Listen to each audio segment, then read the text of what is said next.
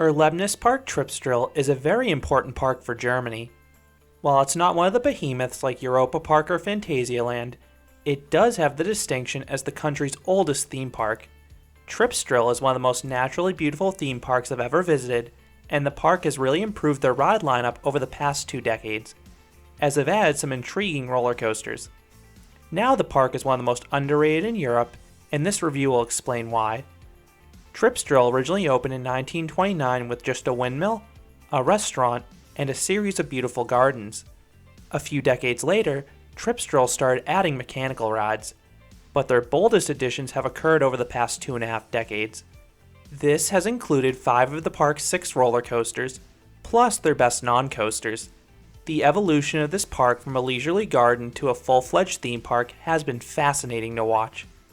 I knew this park had some themed attractions, but I was blown away with how much detail this park included. The front half of the park feels like a village with the traditional architecture and greenery. Rides in this section are themed to family and chores.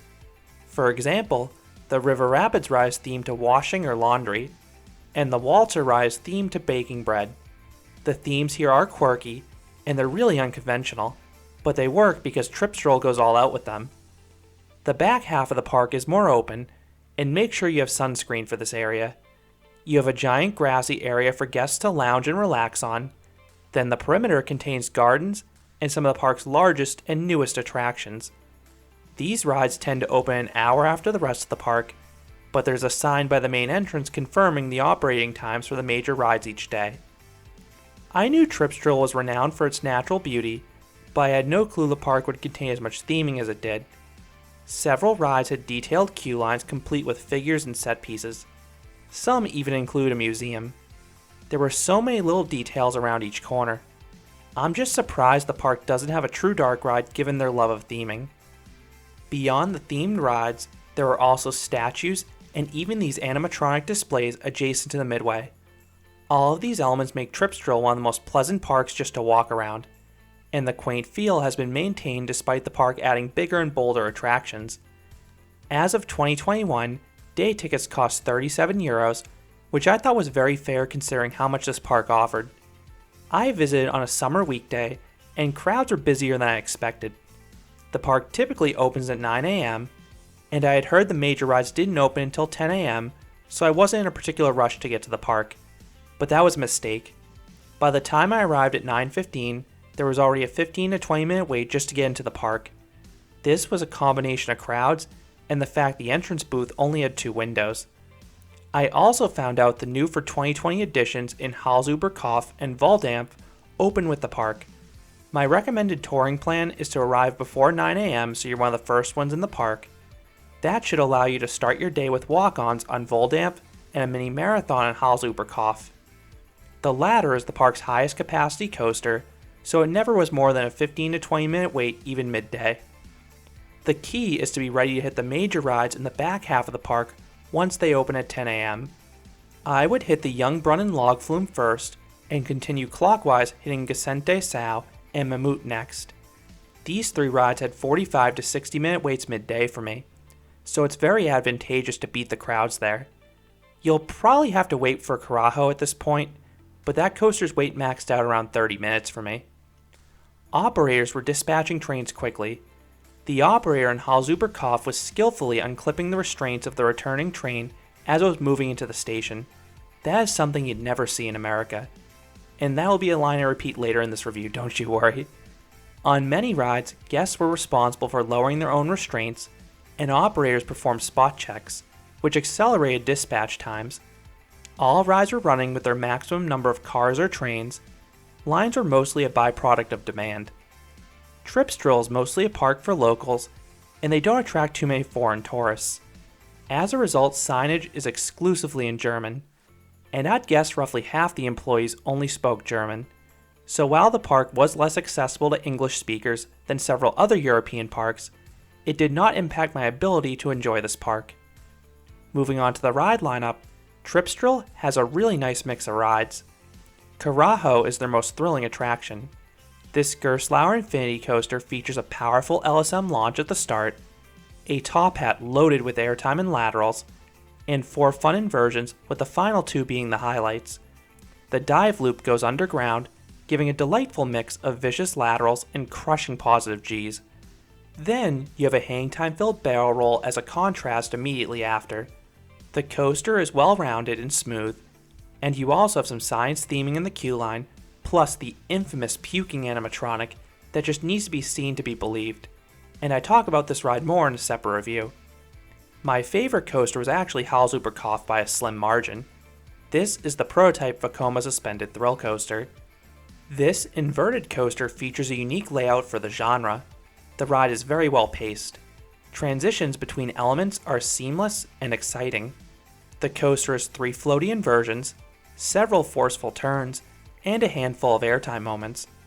The ride also has freeing lap bar restraints and glass smooth tracking, unlike the old Vekoma inverts, and I talk about this ride more in a separate review. Traveling under Hals-uber-Kopf is Voldampf, the Vekoma family boomerang.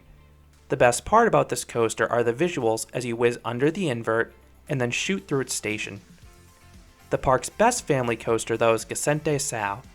This was actually Gerstlauer's first roller coaster, and it's one of their bobsled models, which is basically a super wild mouse. You have the usual hairpin turns chock full of laterals, plus bank turns, helixes, and airtime filled bunny hills. The ride also has great visuals as you whiz past gardens and wind through a castle, and I talk about this ride more in its own review. Mammut is the park's lone wood coaster. I love the ride's theme and the show scene before the lift hill. I also love the first drop in the back row. It offers a great combination of floater airtime and laterals. However, the rest of the layout is pretty lackluster. As I mentioned in my review, Mammut looks like a GCI with its twisted layout, but it sure doesn't ride like one. It is smooth at least. Its biggest fault is that it's boring. Lastly, you have Rasen der Tausend Fußler, which is a Zier large Tivoli coaster tucked amongst the trees. Try to ride in the back if you want some great whip, because the 20-car trains are abruptly pulled over the first 2 drops.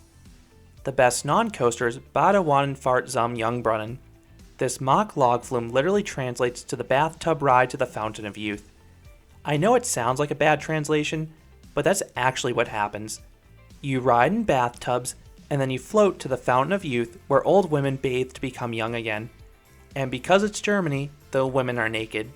Along with those visuals, you have 3 drops.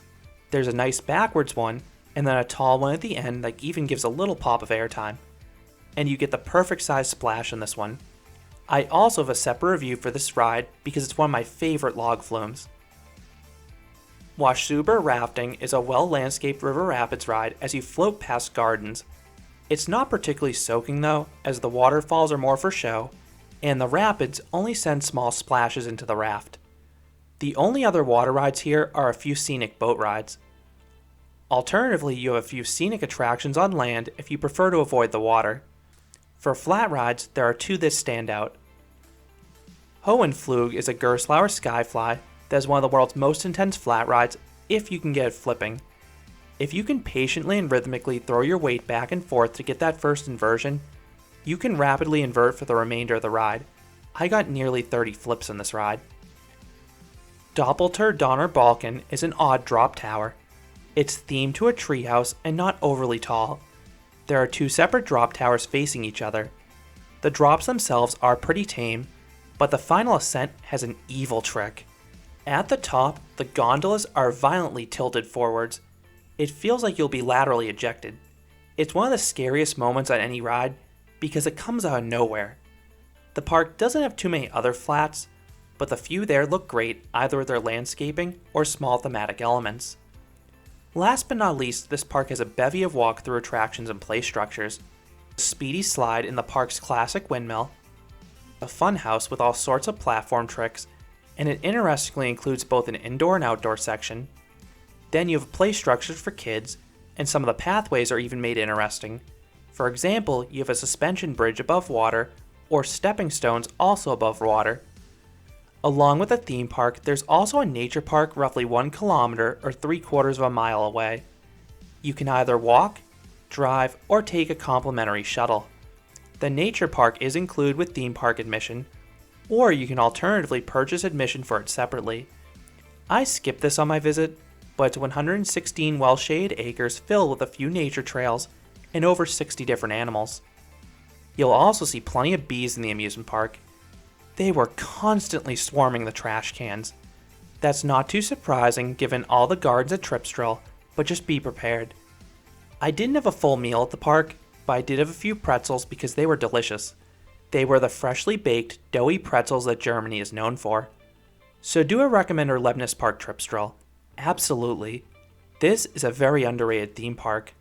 Karacho and Hals-uber-Kopf are two strong and diverse attractions that can appease thrill seekers. The log flume is one of the best out there. And then you have plenty of family attractions and walkthroughs. But the park is about so much more than just the rides. It just has a pleasant traditional feel. And the visuals are top notch. You have a mix of gardens and thematic elements. Many of the themes here are bizarre and one of a kind, and because they're well done, they stand out even more. If you find yourself on a theme park tour in Germany or are a local, do not miss this park. If you only care about the coasters, you probably only need a half day, but I strongly encourage a full day to see everything here that makes this park unique, and so you can also soak up that atmosphere. So those are my thoughts on Tripsdrill. What are your thoughts on the oldest theme park in Germany? Let me know what you think about this one-of-a-kind park down in the comments. If you enjoyed this review, I'd appreciate it if you gave this video a like, and you considered subscribing, because there'll be a lot more roller coaster and amusement park videos here at Canopy Coaster. Thanks for watching.